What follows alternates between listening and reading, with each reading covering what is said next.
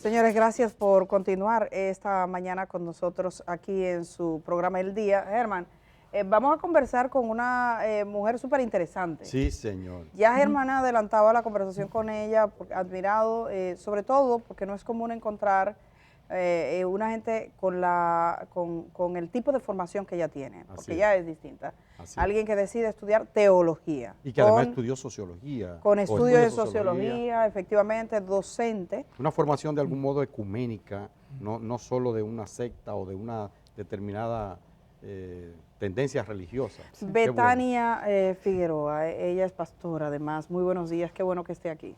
Buenos días, encantado de estar con ustedes compartiendo mi experiencia y estoy a su orden. Nos encanta la presencia suya aquí, vamos a conversar. Primero, usted es pastora, bueno, hay mucha gente que le conoce. Betania, de hecho, tuvo mucha prominencia pública hace algún tiempo, por eso lo vamos a conversar ahorita. Sí. Pero hoy es Jueves Santo. La mayor parte de la gente cuando piensa en Jueves Santo, piensa en la Iglesia Católica. Pero las iglesias, la católica no es la única iglesia cristiana. Las demás iglesias cristianas siguen exactamente pensando que Jesús nació, murió crucificado y que resucitó al tercer día. Estoy en lo cierto. Es así. ¿Cuántas iglesias cristianas tenemos en la humanidad y cuántas tenemos en el país? O sea, cuando estamos hablando de iglesias cristianas que profesan la fe en Cristo, ¿cuáles estaríamos hablando? Bueno, para hablar de cantidad, no te puedo decir cantidad, pero están las iglesias históricas de las cuales yo provengo, que son las que se dividieron con Martín Lutero. Están las luteranas, las episcopales. Bueno, los episcopales ya tienen otra historia, pero podemos llamar los episcopales, los metodistas, los presbiterianos, los moravos. Y aquí en el país, la Iglesia Evangélica Dominicana concentra en su formación las iglesias metodistas, Metodista Unida y presbiteriana, que fueron las que nos dieron origen. Y están las metodistas libres, están las bautistas, no hay luteranos, aquí en el país no hay luteranos, pero las que más se conocen son las pentecostales y en los últimos quizás 20, 25 años los neopentecostales, que son las grandes iglesias de carpa. Entonces hay una gran variedad de iglesias no católicas. No católicas, seguidoras pero uno tiende a llamarle, escúchame, ¿sí? Uno tiende a llamarle, yo que soy un profano, así, tiende a llamarle evangélico a todos. ¿Eso es un error o, por favor, explíqueme? Bueno, evangélico es porque seguimos los evangelios, ¿no? Pues todas son pero está bien evangélicas. decirle así, evangélico a todos los... Sí. Okay.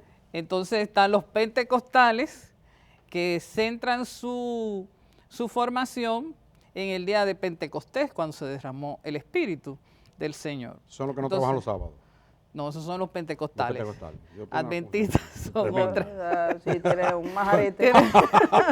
Perdido totalmente. Sí. Para yo llegar al cielo me voy a dar una brega tremenda. Bueno, tendré la opción que no es por religión, sino por creencia en nuestro Señor Jesucristo. Ah, bueno.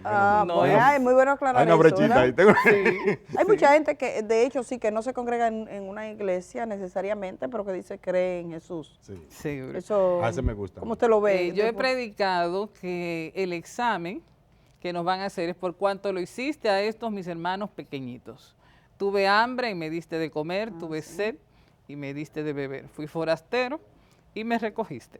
Bueno. Ese es el examen. Solidaridad. Ahora bien, cuando nos congregamos, fortalecemos nuestra fe, nuestra vida espiritual, ¿no? Y podemos, unidos, realizar la misión de Jesucristo. Usted, bueno, como teóloga, explicarnos un poco y para la gente, digamos, hay religiones que no siguen a Jesús, no creen que hubo un hijo de Dios que nació de una mujer, María, que era virgen, que fue crucificado en tiempos de Poncio Pilato, que resucitó y que subió al Padre. Hay gente que no cree esto. ¿Cómo explicar un poco ese contexto, el contexto histórico de la misma figura de Jesús y cómo, porque hoy, por ejemplo, vamos a tener un obispo católico, pero usted viene de otro ámbito y yo debo decir que ella como teóloga educa a gente que va a ser sacerdotes, fíjense ustedes, porque usted está basada también en la ciencia, o sea, en la teología propiamente dicha, a nivel académico. Sí. Bueno, iniciando quizá para que la gente entienda, teología quiere decir estudio de Dios, teo, conocimiento, logía, Dios.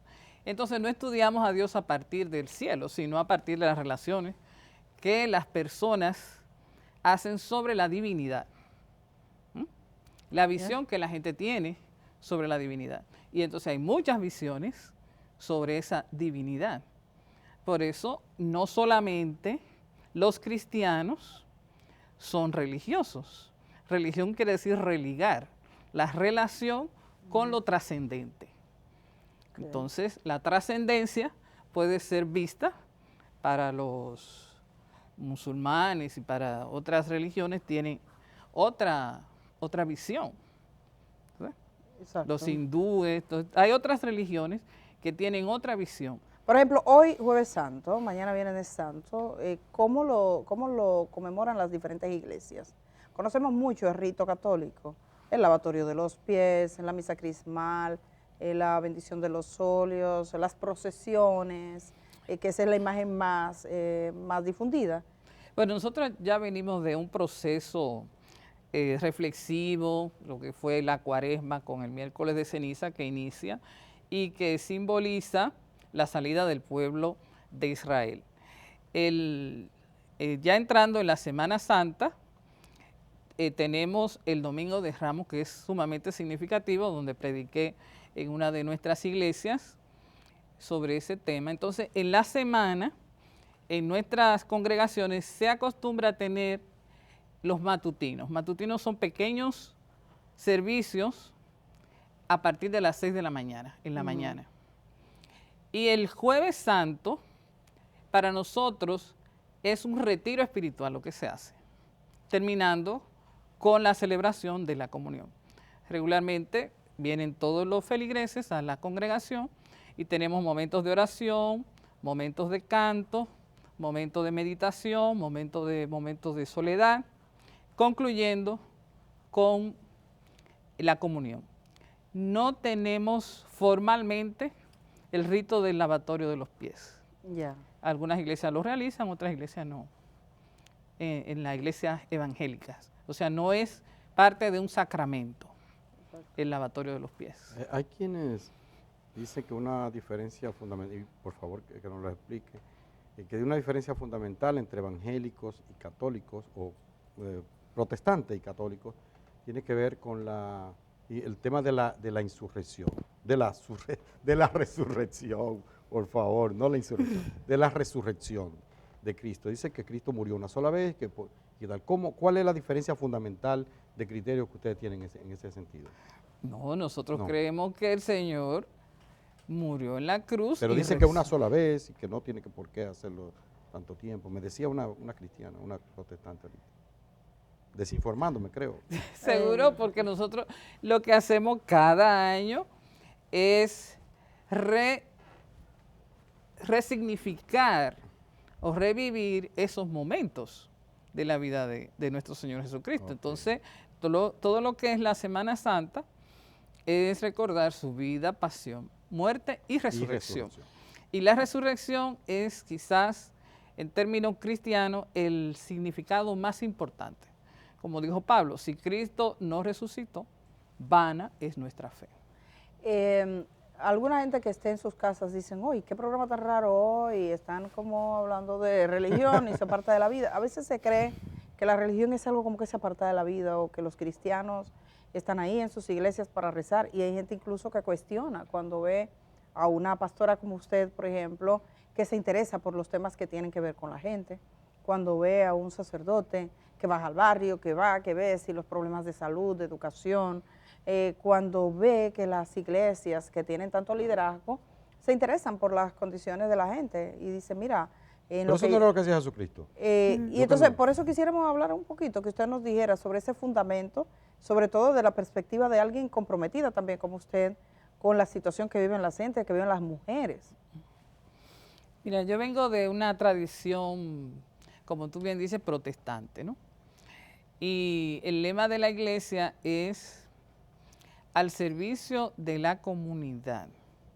a la gloria de Dios y al servicio de la comunidad. Y desde mi padre siempre he aprendido que hay que estar cerca de las personas que están en necesidad.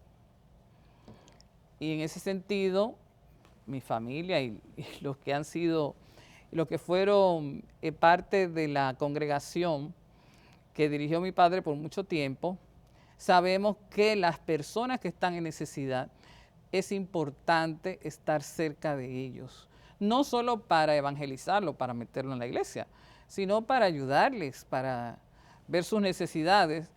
Yo he sido pastora de comunidades empobrecidas, de barrios. Yo todavía no he estado en una gran congregación, en las élites, y también me he desenvuelto en el área social a través de la institución Alfalid Dominicano en las zonas de los bateyes.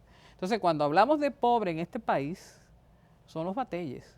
Y cuando tú ves esa realidad, los más pobres dentro de los pobres. Dentro de los pobres, cuando se ve y se vive esa realidad, se sabe que es un compromiso caminar con esa gente, porque como bien tú decías, Germán, esa fue la práctica de Jesús, de estar con la gente. Por eso me cae bien ese señor a mí. Gracias. ¿Cree usted que hay líderes religiosos como que se apartan de ese camino, como que ellos están en otro way, diría Edith, ¿verdad? Como no en lo social, nada que ver, sino como en su burbuja? Perdón, lo de Wade lo es diría una yo. bacanería de barrio. No, pero lo de Wade no se parece a mí. No se parece a ti. En otra onda, digámoslo musicalmente, en otra tesitura, en otro nivel, en otra línea. Se dice que estamos en otros Perdóname, tiempos. Dick, yo sé que tú eres... No, tranquilo. Se dice que estamos en otros tiempos, ya el modelo que se está viviendo es de exhibición. Ya la persona no es. De ostentación. De ostentación. Entonces eso también llega a las iglesias. También los pastores se ven tentados así han cambiado el tema de la ofrenda, del diezmo. Quieren condicionar la salvación cuando te dicen sin diezmo no hay salvación.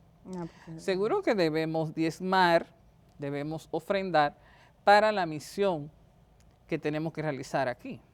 Porque el Señor no necesita ya de nuestras ofrendas, la necesita la organización, la institución, la iglesia, para realizar la obra. Entonces hay discursos religiosos que hacen más énfasis en esos temas. Parece una colecturía entonces, porque si es el diezmo entonces, lo que Martín Lutero luchó en un momento, que fueron las bulas papales, es como si le estuviéramos introduciendo de nuevo por la parte de atrás. Exacto. Entonces, eso es lo que estamos viendo hoy dentro del modelo de iglesias modernas, que son las que ahora están teniendo más exhibición. No quisiera terminar esta entrevista sin ánimo de que sea un momento incómodo. Aproximadamente en marzo del año pasado, usted fue al campamento por las 3 causales, hizo un pronunciamiento y a raíz de eso usted la castigaron. Eso fue un tema muy socorrido, estuvo mucho en los medios. Usted fue sancionada porque apoyó el movimiento bajo el entendido de que estaba de por medio derechos fundamentales de las mujeres. ¿Esa sanción ya terminó? ¿Cuál ha sido, digamos, cuál es su lectura casi un año después o un año después de todo lo sucedido? Si usted está en ánimo de conversarlo. Sí, yo porque ya hice un acto de perdón, yo todavía está en cuestionamiento, no estoy instalada en una iglesia como tal, estoy asignada a la iglesia de Ciudad Nueva, donde hermanos y el pastor me han recibido con mucho amor, me siento muy bien con mis hermanos, pero todavía no estoy repuesta totalmente. O sea, las autoridades consideran que ya, porque fueron 6 meses, pero posterior a esos 6 meses me asignaron 6 meses más bajo la tutela de... que termina ahora, próximamente. Próximamente. ¿No? Para terminar, ya le falta poco tiempo. Pocos días. ¿Y dónde opera la iglesia que usted pastorea? En la Arzobispo Porte, esquina El Número. Sí, y la gente joven va, la gente joven se integra. Mira, Edith, después de la pandemia, yo siento, por lo que yo he visto, no solamente en Ciudad Nueva, sino en otras iglesias, yo pienso que se ha removido, ha habido como un cierto despertar de las iglesias y de los jóvenes. Porque creo que en estos días vi que David decía que los jóvenes y mis hijos son los que nos han enseñado a acceder a los medios electrónicos, al internet, a los Zoom y a todo eso que se ha hecho. Entonces los jóvenes se han apoderado de las iglesias para manejar las computadoras, las relaciones que tenemos que hacer ahí. Entonces ha habido una integración de jóvenes en la iglesia. Eso es bonito, un bonito renacer. Betania Figueroa, pastora cristiana, se puede decir que la columna vertebral del cristianismo, lo entiendo yo así, es el tema del amor. Sin amor no se puede hablar de otra cosa. Usted hablaba también del perdón. ¿Por qué se hace tan difícil amar al prójimo como a ti mismo, que para mí es la expresión más sublime de solidaridad y de amor? Y también esa otra parte, perdonar. Queremos que nos perdone. Ay, excúsame siempre. Pero cuando soy yo que tengo que perdonar de verdad al otro, y no me refiero solo en los religiosos, en la sociedad en la vida general. ¿Por qué es tan difícil esas dos cosas? Primero, el ego. Amarte como a ti mismo. Muchas veces ni nos amamos, no sabemos cómo amarnos a nosotros mismos. Y otros se aman demasiado. Y otros se aman tanto que no son capaces de ver al otro. Ajá. Se le obnubila el otro. Y el perdón también iría por eso mismo. Nosotros vivimos imbuidos de nuestra sabiduría y de nuestros conocimientos, y si las cosas no se hacen como yo digo, no somos capaces de reconocer que el otro puede tener la razón y darnos tiempo de pensar. Pienso que tenemos que cada día reflexionar y flexibilizar nuestra manera de pensar y nuestra manera de ver el mundo, porque los cambios van muy rápido en esta sociedad. Y los jóvenes son, cuando se está cerca de los jóvenes, yo que tengo hijos ya entrando en la adultez, ellos me han enseñado que tenemos que escucharlo y tener paciencia. Yo me río porque cuando estaba en las elecciones con Trump, teníamos unas discusiones que yo en un momento le dije, bueno, esta casa es mía, si ustedes siguen con esa línea, yo no sé qué va a pasar, mejor dejemos el tema. Pero ellos nos hacen usted no estaba perdonando mucho ahí, ¿no? Usted no estaba muy tolerante ahí. No estaba tolerante, pero eso mismo me hizo estaba medio entender. trompiana ahí. Eso me hizo entender que tenemos que escuchar al otro y tener, porque siempre pensamos que los padres somos los que guiamos a los hijos. Y mi papá, el reverendo Alejandro Figueroa, llegó un momento en que me dijo, bueno, ustedes van a decidir por mí, cuando estaba enfermo. Entonces yo me di cuenta como que hay momentos que tú tienes que ceder. A propósito de esa actitud, de ciertas que uno puede ver en ciertos evangélicos que amenazan a la gente, porque es como meterle miedo, dicen que la religión a veces es como para asustar, los castigos, el infierno, el purgatorio. Entonces el diablo te va a llevar, que uno tiene que hacer lo que ellos dicen. ¿Cómo usted le dice a la gente ese nivel de capacidad de hablar con gente que está en otra religión, pero de respetar también al que no cree en nada? Porque hay gente en la sociedad que no necesariamente están haciéndole daño a nadie y que no profesan una religión. Y uno al final de cuentas no sabe quién es que va para el cielo, porque pareciera que tiene un ticket, que alguien tiene ticket y que ya usted escogió el suyo, nadie sabe. Entonces, ¿qué usted le diría, sobre todo a esos cristianos que tienen a veces esa actitud, que puede romper el diálogo? Mira, Edith, es que las iglesias pentecostales tienen la particularidad de considerar que el Espíritu es el que les guía. Entonces, ellos no tienen ninguna formación académica, o algunos, porque ya hay otros que sí tienen formación académica, y consideran que el texto bíblico es el que, por el cual se tienen que regir. Las personas que acceden así se vuelven fundamentalistas y literalistas, y no entienden, fanáticos. y se fanatizan, y no entienden que el texto bíblico fue escrito en un momento por diferentes personalidades, hay múltiples voces, hasta la voz del mismo diablo, porque fue el diablo que habló con Jesús en el desierto, y el contexto, el tiempo, y no manejan todas esas categorías que se deben tener en cuenta al acceder a un texto de tanto tiempo, ¿no? Entonces hay que leerlo en su contexto y extraer siempre el mensaje que ese texto tiene para el día de hoy y para que nosotros lo podamos aplicar. Entonces, para tú entender eso, tú tienes que dar exégesis bíblica, tú tienes que haber dado una serie de materias. O sea, la Biblia hay que estudiarla como tal. Seguro. Y a veces en que se términos daban, históricos, en términos literarios. que alguien cogía y alquilaba una casa, cogía 3 güiras, 2 tambores y decía, esto es una iglesia, yo soy el pastor. Seguro, se da todavía. Sí, No dejan descansar a nadie. Sí. No, Hay algunos que no dejan descansar el barrio entero, con una bulla diabólica, diría yo. Sí.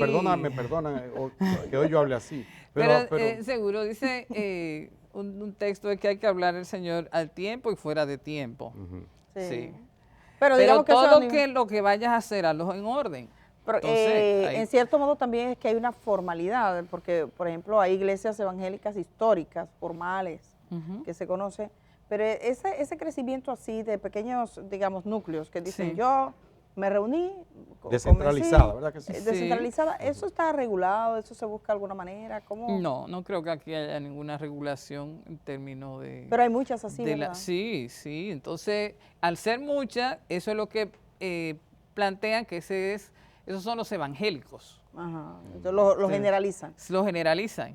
Alguna vez se me dice, Betania, queremos que nos acompañe. Tú me dices si hay que buscar un megáfono. Digo, no hay que buscar ningún megáfono. ¿Dónde que vamos a hablar? Porque esa es la imagen que tienen. Sí. Porque la imagen que tienen es la de alguien con un megáfono en una esquina.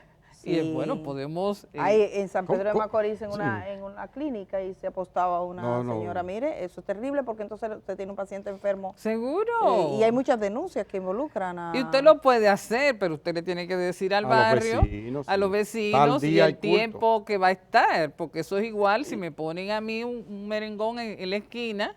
Entonces yo no puedo irle a llamar la atención a ese señor. Tú sabes que hay una gran proporción de denuncias por ruidos que tienen que ver con eso. Pero debo decir que esas no son las iglesias como la que usted pertenece, que son iglesias formales, respetuosas. Tenemos diferentes locales, está Villa Duarte. ¿Qué podemos esperar hoy? Por ejemplo, usted hoy es Jueves Santo, mañana es Viernes Santo. ¿Cuál es su agenda de ritos y demás? Bueno, como te decía, hoy hay un retiro espiritual, lo que nosotros llamamos un retiro espiritual. Jueves, el viernes está la prédica de las 7 palabras, uno de los mensajes más largos, son las palabras claves, últimas palabras de Jesús que se consideran, significativas. Y desde el árbol de la cruz, Jesús nos dice, primero se fija en todo su entorno, ¿no? Ofrece el perdón, ofrece el paraíso, entrega a su madre, luego se centra en él. Padre, ¿por qué me has abandonado? Septengo.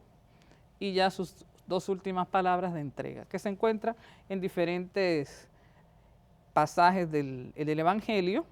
O sea, no es que están las 7 palabras. No, ni no que van él en dijo, orden así. No, sino que la iglesia, la historia de la iglesia, ha considerado que esas últimas palabras son significativas y tienen un mensaje. ¿Y qué tal si usamos... No están pidiendo una pausa, pero... las últimas palabras suyas para un poco mandar un mensaje a los que van a las iglesias, a los que creen, a los que no crean, a los que se van para la playa, a todos los dominicanos. ¿Cuál sería, cómo resumiría usted ese mensaje? Bueno, hoy es un buen día para, un recogimiento espiritual, los que vayan a disfrutar, que lo hagan en orden, que estén pendientes de sus niños, que no se excedan en las bebidas, que no se excedan en la velocidad en las carreteras para evitar tantos accidentes y para hacernos quizás este tiempo mucho más significativo. Para los hermanos y hermanas creyentes en Jesucristo, es un tiempo de acercarnos más a Dios, de vernos tanto internamente, cuál ha sido mi compromiso con el Señor, y reforzar esas energías también para ver cómo estamos como país, como nación, como mundo. Sí. Incluir en las oraciones la situación de Haití, incluir la situación de Ucrania. Y bueno, de todo el que sufre. Y ya salimos de la pandemia, pero también dar gracias porque estamos aquí, lo que quedamos, porque hemos pasado un proceso muy difícil. Muy difícil. Betania, muchísimas gracias. Un gusto que usted haya sido nuestra invitada hoy. Muchísimas gracias, estoy a su orden. Esperamos que no sea la última vez. No, por supuesto que no.